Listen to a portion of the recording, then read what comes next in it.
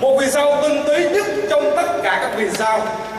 Nếu như một ai đó trong cuộc đời này được ngắm nhìn vì sao đó, thì chắc chắn một điều, sự hạnh phúc và may mắn sẽ đem lại cho chính người đó. Và ngay bây giờ, cũng tại hội trường này, vì sao đấy lại xuất hiện trên sân khấu này. Và tuyệt vời hơn, đó là tất cả quý cô chú anh chị chúng ta ngày hôm nay, đó là nhà phân phối độc lập của tập đoàn Quốc tế Vision, là xứng đáng được ngắm nhìn và được chiêm ngưỡng vì sao tinh túy nhất của chúng ta ngày hôm nay.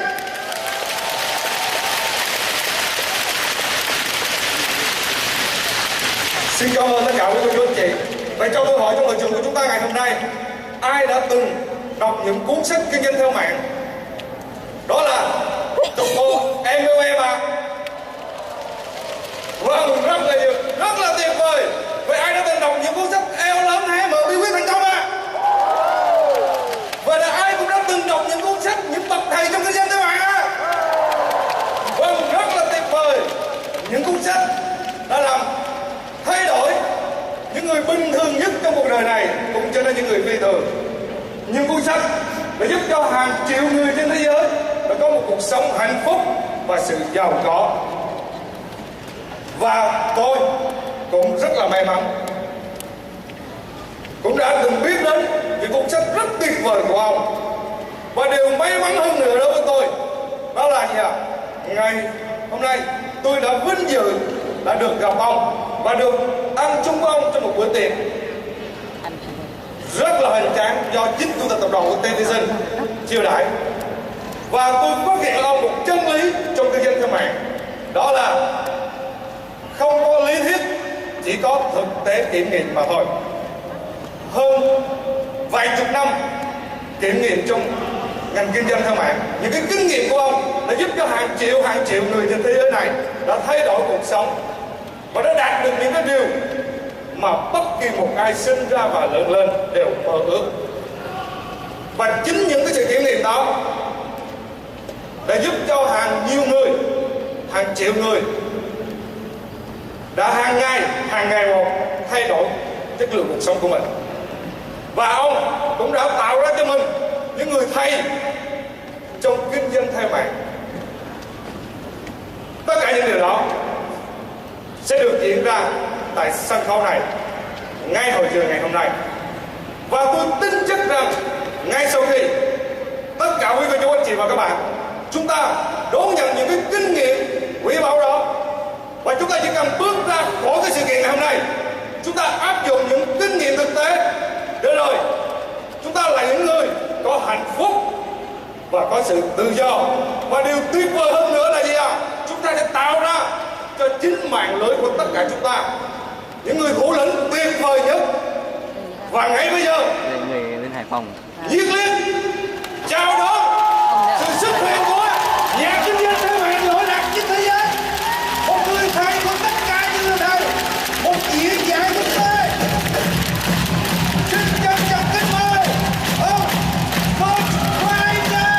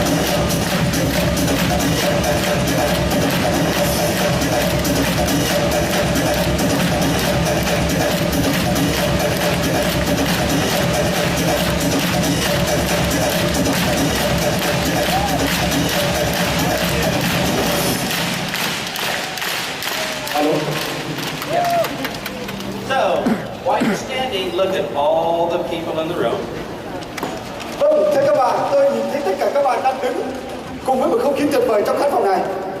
And this is a room full of leaders. This is a room full of leaders. Đây chính là tinh thần của Vision. So let's have a seat. Tôi xin kính mời tất cả quý vị ngồi. In network marketing, we have to know our job. Như các bạn biết rằng tất cả các nhà phân phối, kinh doanh thương mại đều biết công việc của mình phải làm là gì. And we have one main job. Và chúng ta có một công việc chính cho chúng ta thôi. To build leaders and make them successful. Và xây dựng thủ lĩnh cho mạng lưới của chúng ta thành công. Everything else is a secondary job, much lower. Tất cả những cái khác đều là những bậc thang giúp cho mạng lưới của chúng ta thành công. If you look at the people at the tables in the front, như các bạn nhìn thấy tất cả hàng ghế đầu của chúng ta trong khán phòng ngày hôm nay, they built leaders on their team, not just distributors. Nhưng chúng ta biết rằng họ xây dựng mạng lưới của họ dựa vào thủ lĩnh để tạo nên một mạng lưới thành công, chứ không phải dành riêng cho họ. Distributors, they come and they go. Nhưng chúng ta biết rằng các nhà phân phối sản phẩm có thể tham gia, có thể ở lại và có thể ra đi. They quit when there's a problem. Họ ra đi bởi vì họ không giải quyết được vấn đề của họ. Television's more exciting for them sometimes. Như là Vision cũng nhiều người chứng kiến cái đó về vấn đề mà không giải quyết được. The quality of your organization is measured in the number of leaders, not how many distributors you have. Nhưng chúng ta biết rằng là, could you repeat please? Your quality of your organization is measured in how many leaders you have, not just a number of distributors. Nhưng chúng ta biết rằng sự thành công của Vision của chúng ta đó là chúng ta phải kể đến danh hiệu của các thủ lĩnh và tạo nên các mạng lưới thành công của chúng ta ở đây, chứ không phải từng cá nhân các nhà phân phối sản phẩm. Now I ask you to look around the room at everybody that are leaders here today. Tôi xin hỏi rằng tất cả các quý vị ngồi trong khán phòng này thì là các thủ lĩnh của quý vị là những ai?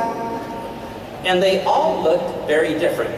Và nhìn họ xem, họ đều rất khác nhau về phong cách. So if you are going to build leaders, how do the leaders look like? Vậy khi các bạn xây dựng thủ lĩnh trong mạng lưới của mình thì cái danh hiệu và cái tước hiệu thủ lĩnh đó như thế nào? Every leader here in the front on the tables did not look this way when they joined.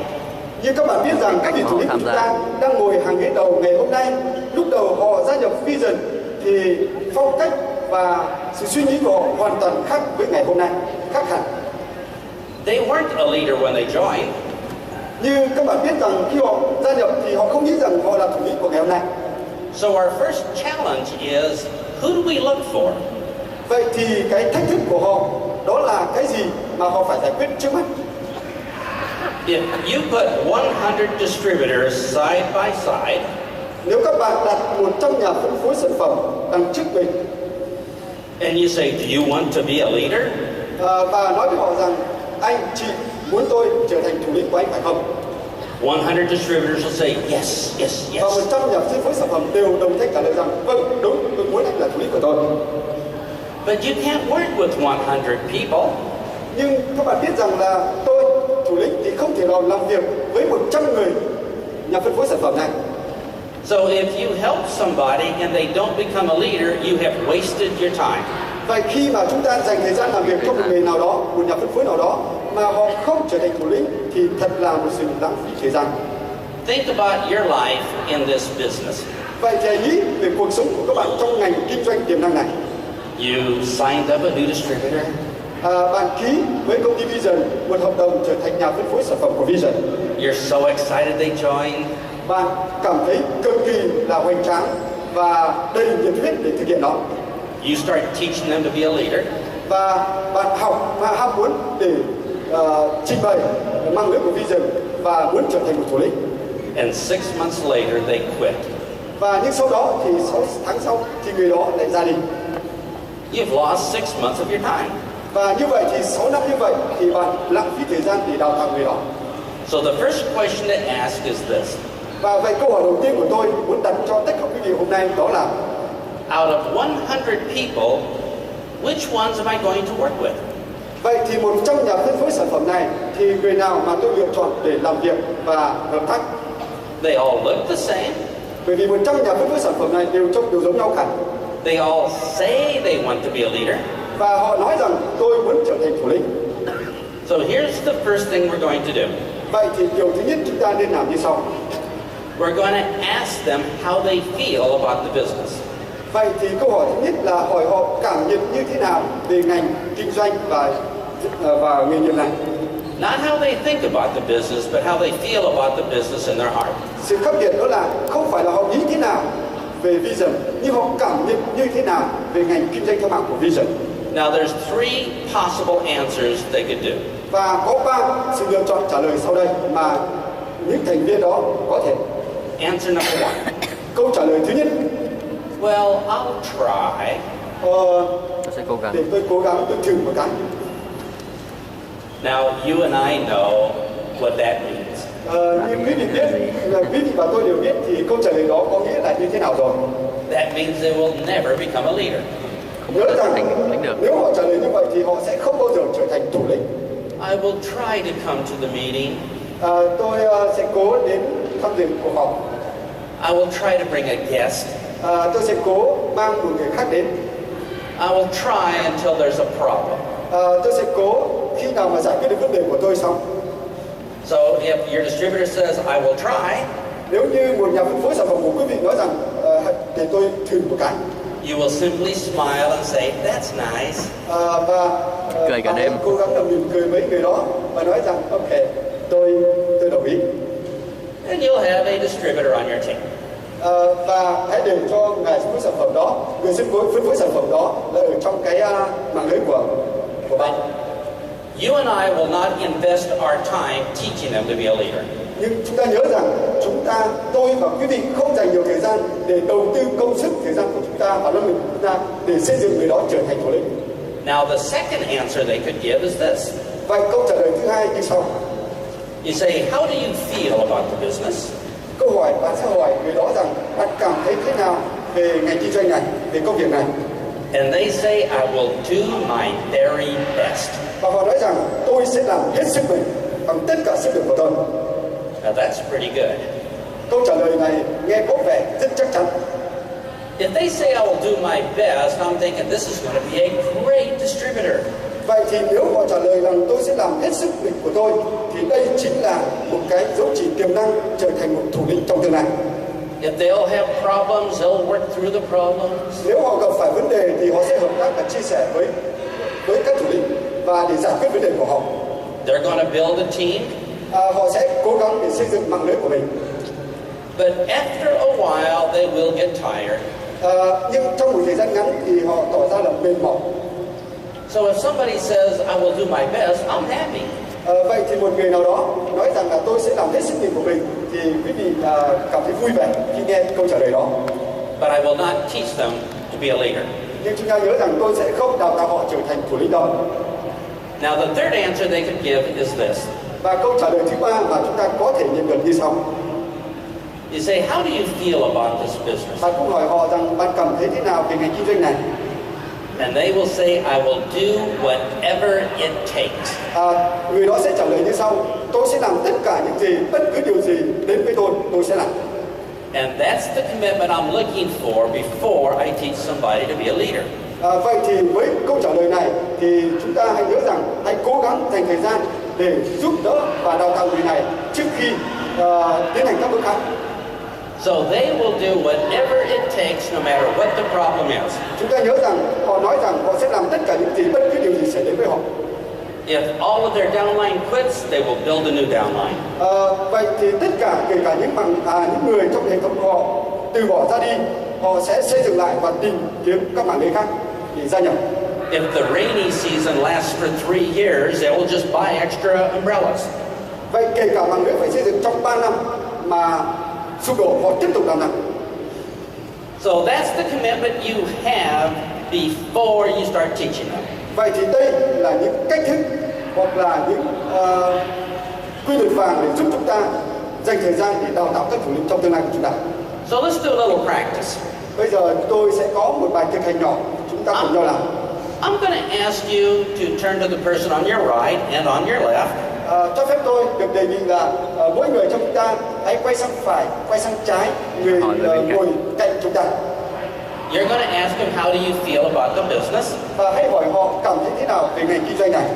And if they say, I will try, và câu trả lời thứ nhất là hãy để tôi thử. you might want to sit next to somebody else. Vậy thì quay sang người khác hỏi câu khác luôn đi. So turn to the person next to you and ask them how they feel. Và bây giờ chúng ta thử nhá, chúng ta hãy quay sang bên phải bên trái và hỏi câu hỏi đó luôn đi ạ. Chúng ta thực hành đi.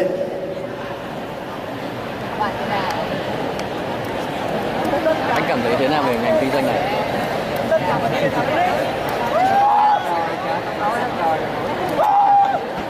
Đó là một cái cách tập. Năm 2011 ông cũng nói như vậy.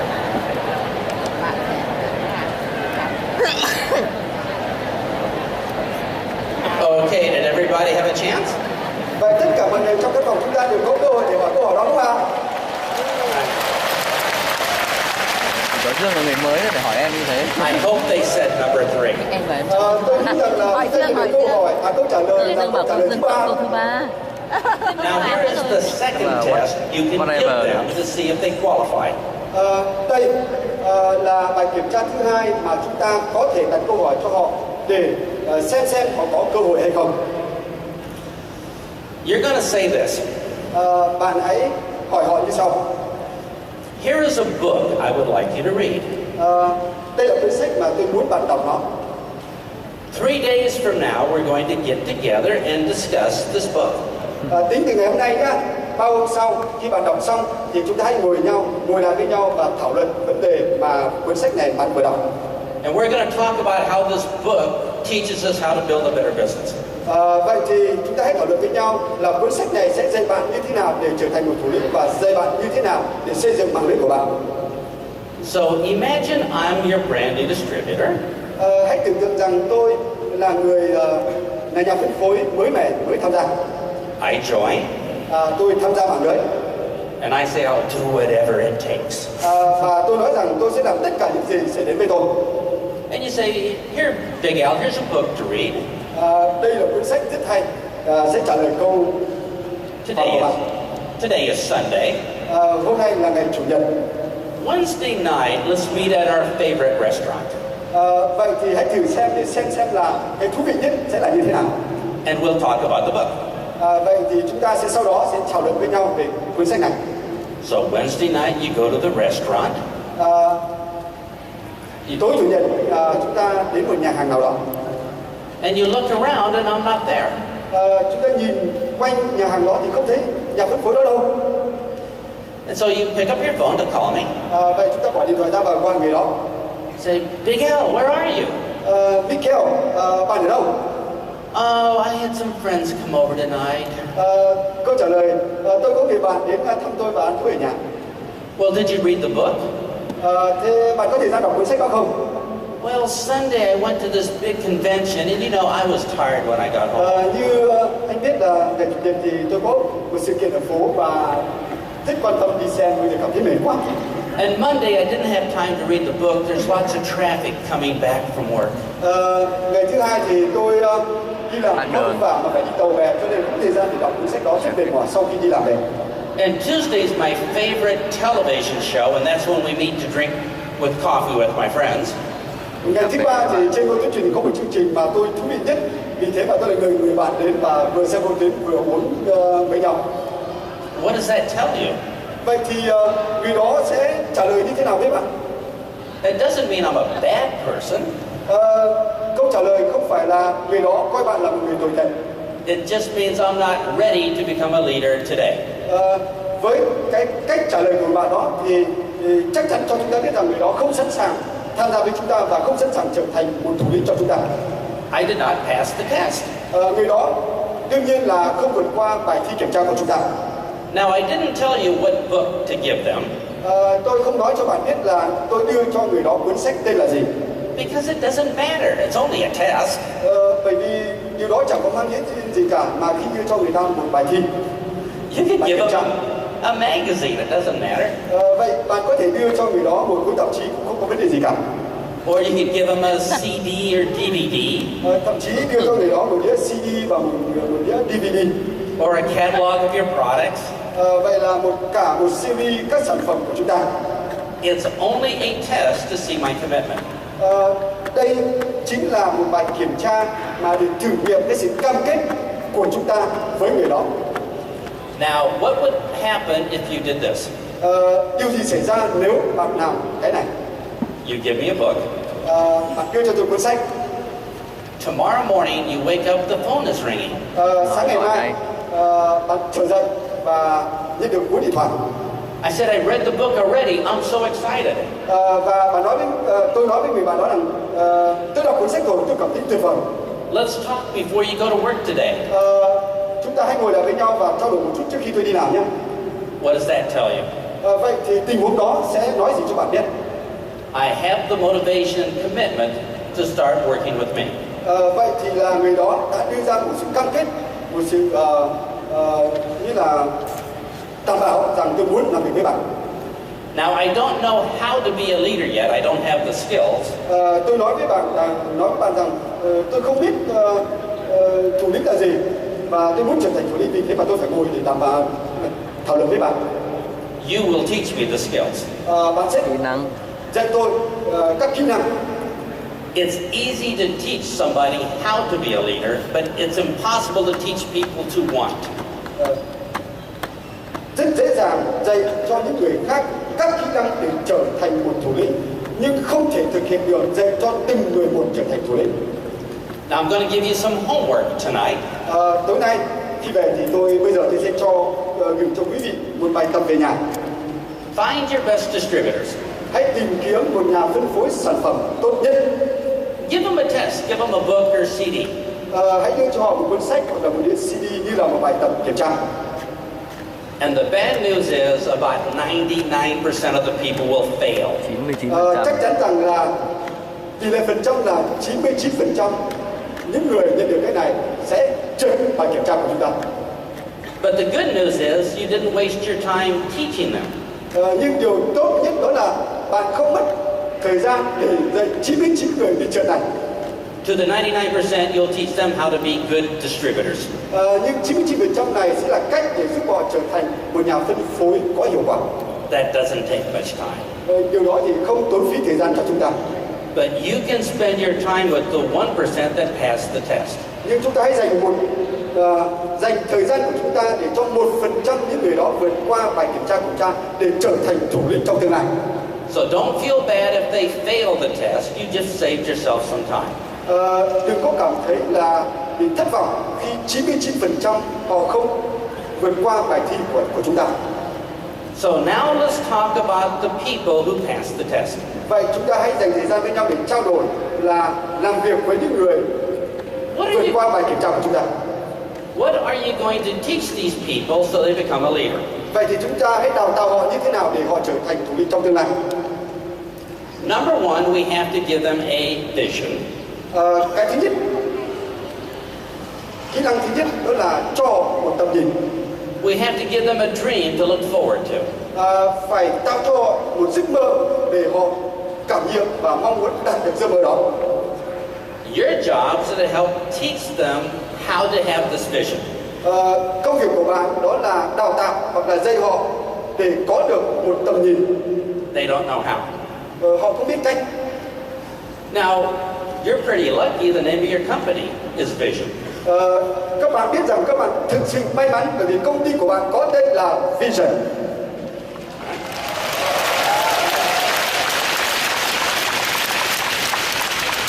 Now, yesterday you heard from your great leader, Dimitri. Ngày hôm qua các bạn đã nghe chủ tịch của các bạn ngài Dimitri Buriak. And he talked about steps to a dream. Và ngài chủ tịch đã trình bày cho các bạn một dự án lớn có tên gọi là Step to Dream, bước tới giấc mơ. But the problem is people are afraid to dream. Nhưng vấn đề ở đây đó là người ta sợ mơ đến những giấc mơ. So we have to give them that long-term vision that will sustain them, keep them excited when things are difficult. Vậy thì nhiệm vụ của chúng ta đó là tạo cho họ một tầm nhìn chiến lược lâu dài để duy trì lưng đỡ giấc mơ của họ để đạt được giấc mơ đó. Now, when I started network marketing, I didn't know how to do this.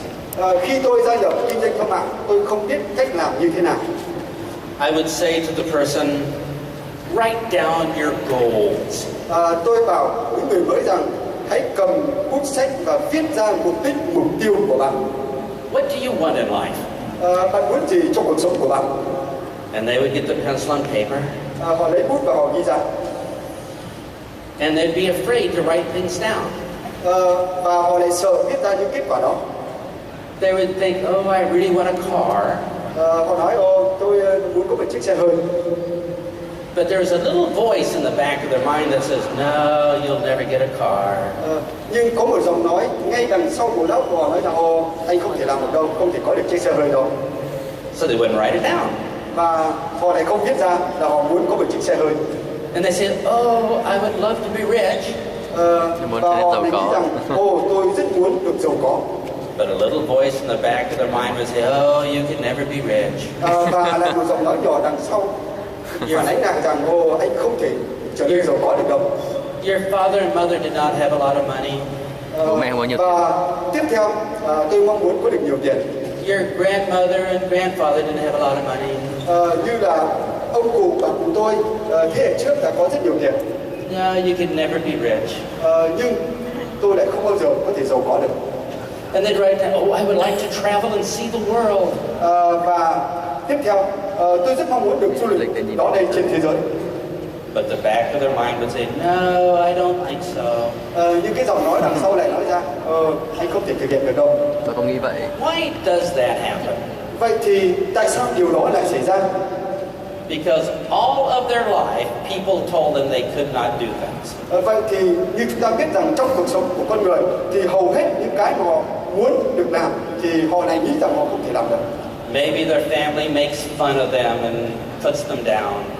Có thể là ảnh hưởng của gia đình nói rằng họ không thể làm được đâu các bạn. Or the boss says bad things to them. Vậy có thể là chủ cơ quan của họ nói rằng anh không có năng lực làm được việc đó đâu. So the new distributor does not have the confidence to dream. Vậy thì các nhà phân phối sản phẩm mới họ không đủ tự tin để đưa ra những giấc mơ đó. Because the back of their mind has been crushed by all of humanity all their life. Chúng ta nhớ rằng cái giọng nói đằng sau của họ đã bị ảnh hưởng toàn bộ tất cả những gì xảy ra trong cuộc đời của họ. But that's no problem. We can fix that. Nhưng chúng ta nhớ rằng đó không phải là vấn đề, chúng ta có thể giúp họ vượt qua và giải quyết các vấn đề đó. We're going to trick the back of their mind. Chúng ta hãy giải quyết giọng nói đằng sau của họ. Có một cái mẹo. We're going to say this. Chúng ta hãy nói với họ như sau. Write down 25 things that you are going to do. Hãy viết ra 10 thứ mà bạn sẽ muốn làm. After you start earning 20 million dong per month. Tôi lấy ví dụ, sau khi bạn kiếm được một khoản lương hàng tháng bình thường là 20 triệu, bạn sẽ làm gì? And the back of their mind says this. Và giọng nói đằng sau bộ não của họ sẽ nói như sau. Well, if I'm already earning 20 million dong a month, of course I could do all of these things. Nếu như tôi là kiếm được 20 triệu một tháng thì tôi sẽ làm được tất cả những thứ như sau. Now, we don't have much time here today, but I would like to show you how this exercise works. Chúng ta không có nhiều thời gian để chia sẻ chi tiết, nhưng tôi sẽ giúp quý vị cùng nhau để thực hiện cái bài tập này. Because our job is to give people a vision, a goal of the future. Chúng ta nhớ rằng nhiệm vụ công việc của chúng ta đó là đem cho họ một mục đích và một tầm nhìn trong tương lai. So if you could all take a blank sheet of paper, that's totally blank. Chúng ta hãy lấy một tờ giấy khổ A4 trắng không viết gì cả. I'm going to ask you at the top of the blank sheet of paper to write these words. Tôi đề nghị là các bạn viết vào đầu của tờ giấy đó những thứ sau đây. 25 things I'm going to do. 25 điều mà tôi sẽ làm. After I start earning 20 million dong. Sau khi tôi kiếm được 20 triệu đồng một tháng. Chúng ta nhớ nhá,